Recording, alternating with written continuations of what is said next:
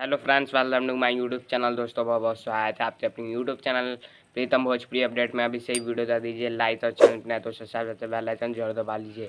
तो दोस्तों बता दूं कि आज खेसारी लाल यादव जी का गाना आने वाला था, जिस गाने का नाम है मौन ते ठंडा तली। जी हाँ दोस्तों, मौन ते ठंडा तली गाने का नाम है, लेकिन ये गाना आज नहीं आएगा। जी हाँ दोस्तों, आप बता देता हूँ क्यों नहीं आएगा।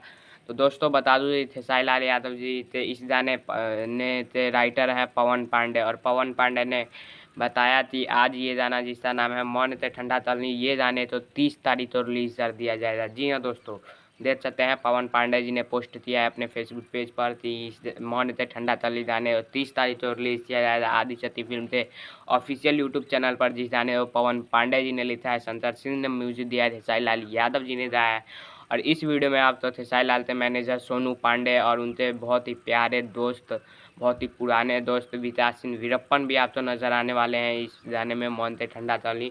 तो इसे 30 तारीख को यानी कल सुबह रिलीज किया जाएगा आदिशक्ति फिल्म से। फुल वीडियो संत एंजॉय करिए कल, और तब तक दुपट्टा ततल तरे और भगवान तेरा धंधा और बड़ा है जो सारेगामा और रंजीता फिल्म से दोनों ही हाई बजट के वीडियो उन्हें देखिए और तबाही ला दीजिए।